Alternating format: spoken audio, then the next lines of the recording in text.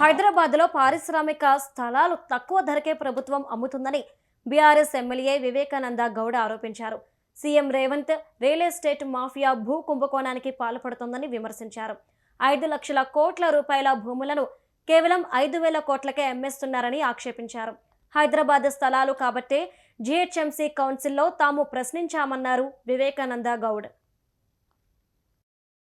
ఏ రకంగా పంచిపెట్టుకోవాలా, తద్వారా ఇక్కడ నుంచి మూటలు ఏ రకంగా ఢిల్లీకి మోయాలన్నట్టుకి సింగిల్ ఎజెండా సింగిల్ పాయింట్తో పనిచేస్తున్నటువంటి ముఖ్యమంత్రి రేవంత్ రెడ్డి గారు గత 2 సంవత్సరాలుగా ఒకసారి చూసినట్టయితే మొదట మరి మూసీ పరివాహక ప్రాంతాల్లో ఉన్నటువంటి స్థలాలన్నీ కూడా సేకరిస్తానని చెప్పేసి పెద్ద ఎత్తున ఏ రకంగా అరాచకాలు సృష్టించడం చూసినాం.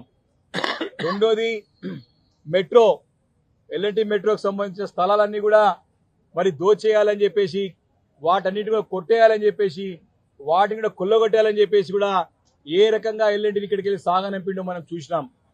మూడోది కంచె గచ్చి బోలి సంబంధించిన స్థలాలన్నింటినీ కూడా సుమారు వాటన్నిటిని కూడా బ్యాంక్లో తాకట్టు పెట్టి తనఖా పెట్టి 10,000 కోట్ల రూపాయలని కూడా దండుకున్నటువంటి సంగతి మనందరం కల్లారా చూసాం. అదేవిధంగా కేసీఆర్ గారి నాయకత్వంలో తన హయాంలో మరి ముచ్చెరలో సుమారు 20,000 ఎకరాలని ఫ్యూచర్ సిటీ, అదేవిధంగా భవిష్యత్ తరాల గురించి ఫార్మా సిటీని ఏర్పాటు చేస్తా అంటే వాటిని క్యాన్సిల్ చేసి అక్కడ కూడా భూదందాలు ప్రారంభించినటువంటి ముఖ్యమంత్రి రేవంత్ రెడ్డి గారు ఈరోజు కొత్త కుంభకోణానికి తెరలేపినారు.